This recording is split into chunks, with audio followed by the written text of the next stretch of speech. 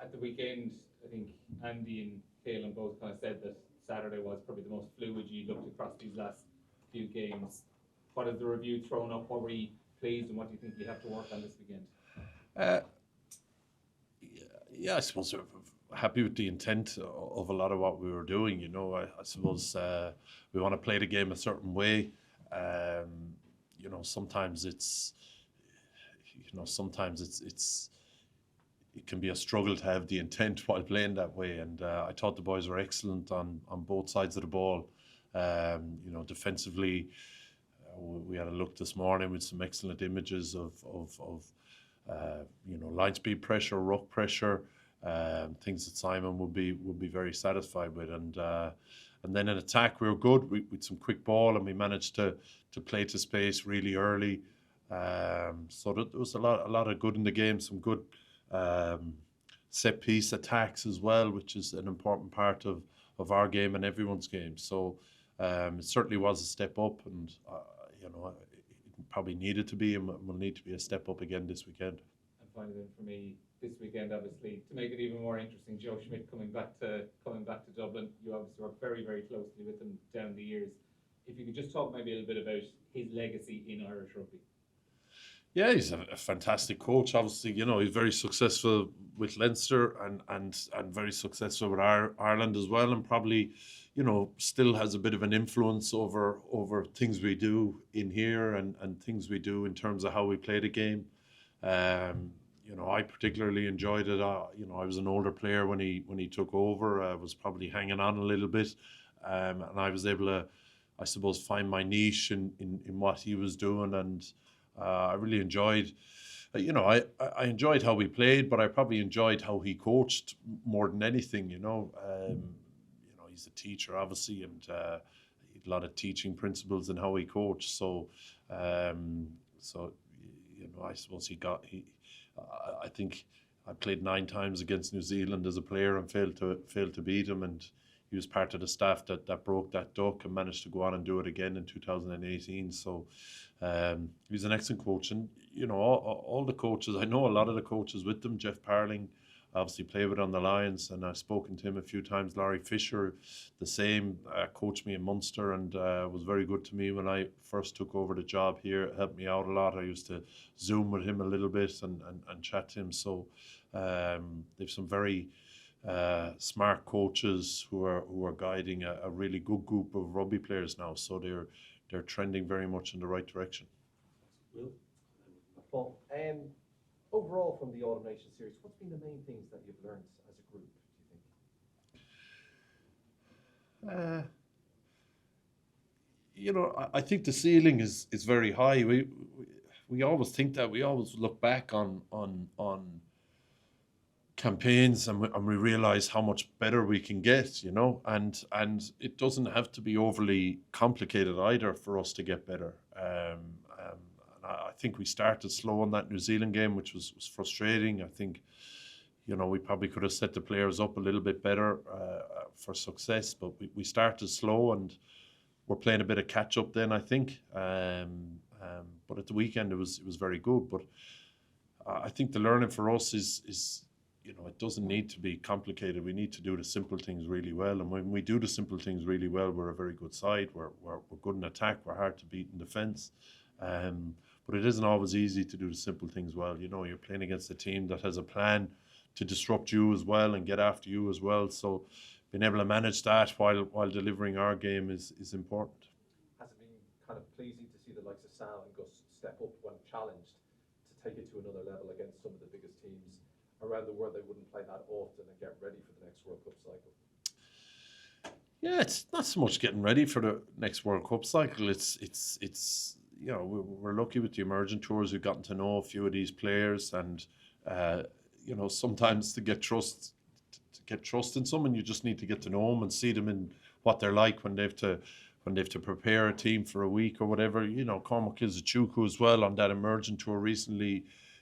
I think he was an outstandingly talented player, and we would have thought that 2 years ago on the emerging tour. I thought his maturity and his leadership and his temperament on the tour, whatever it is, 6 weeks ago, was what's stood out to us. You know, the change in 2 years was incredible, and the same with Gus and Sam. They're obviously very good rugby players. These young guys coming through academies, they're really well coached, but a lot of them now have a very good temperament as well. You know, you'd be very happy putting them into a game where they might make a mistake early on. You'd be really confident that they'd be able to handle it and thrive. So so it's just about broadening the squad, giving guys that deserve a chance, and creating that competition within the group. And so it's been a good few weeks in that regard.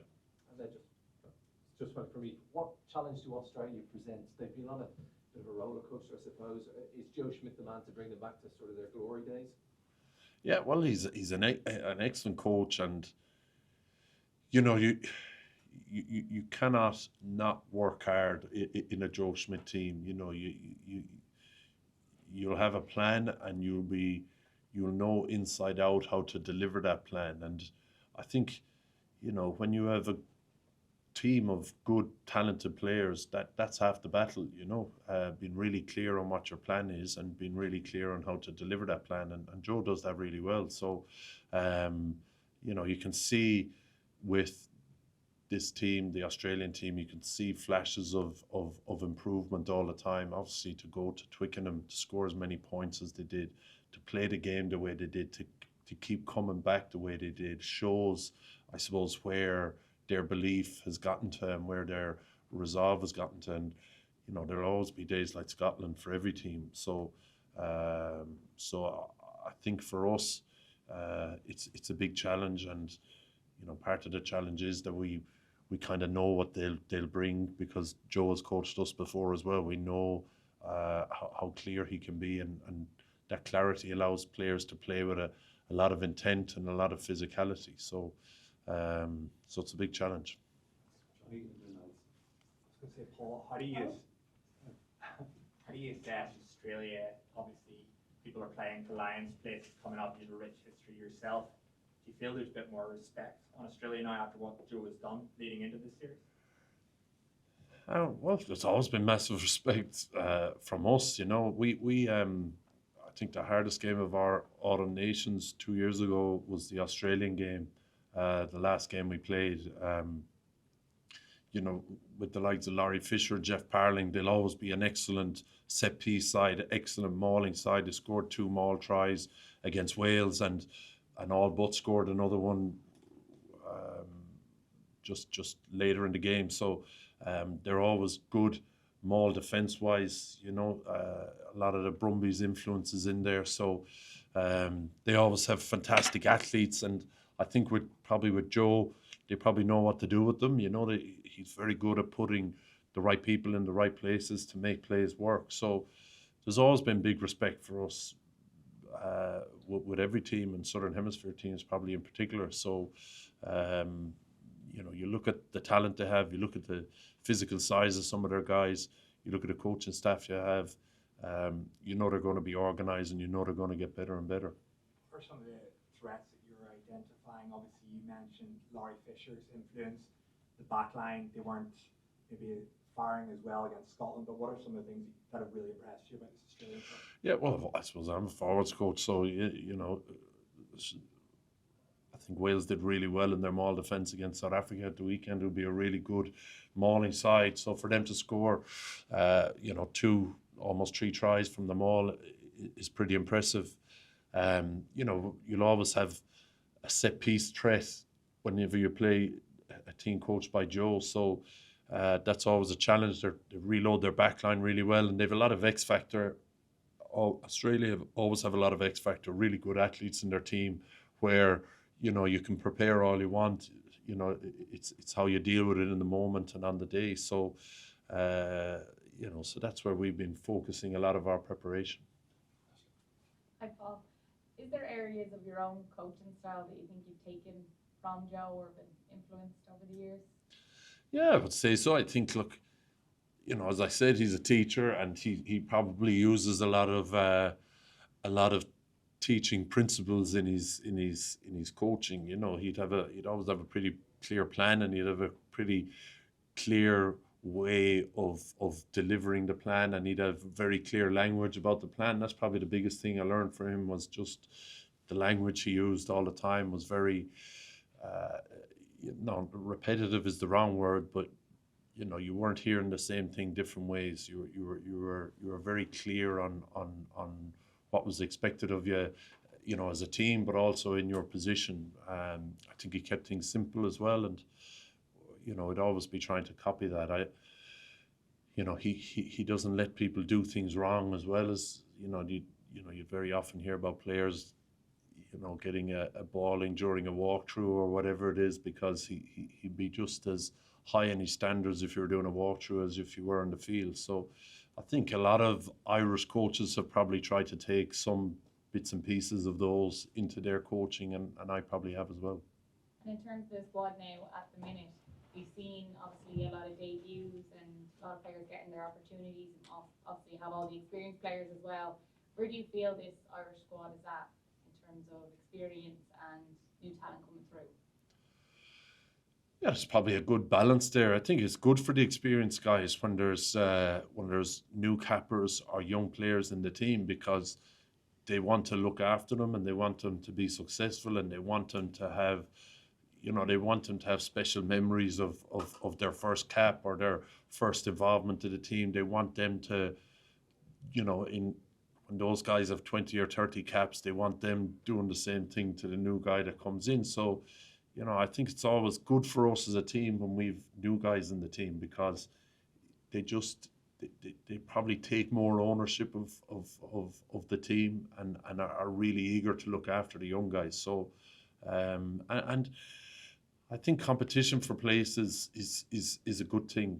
All these guys, they get better when they have competition for places. They get better when the squad is broadening and there's more people coming into the squad. So it's good for everyone. Question, just on from last one's point, are there enough young fellas coming through? I think you'd always love to have more and more players. We've 4 professional teams, not as big a playing population as others, but I think the provinces and the academies are doing a great job. It was excellent to watch that Leinster A and Munster A game in Lakelands at the weekend, and there was a few older players playing it, but there was a lot of really young guys that we haven't seen a lot of getting a chance in a good team. In a game with a lot of eyes on it. We could see Leo Cullen, we could see, some of the Munster coaches at the game. Andrew Goodman was at the game. We were watching it on the live stream. So, I think the provinces and the IRFU are doing a really good job. We're getting a lot of really good players coming through from the 20s with really good leadership capabilities, nice temperaments. They're a lot further down the track than you'd expect a young player to be. So, we have a small playing population, but I think the academies and the pathway are doing a good job on delivering these guys in good shape to us.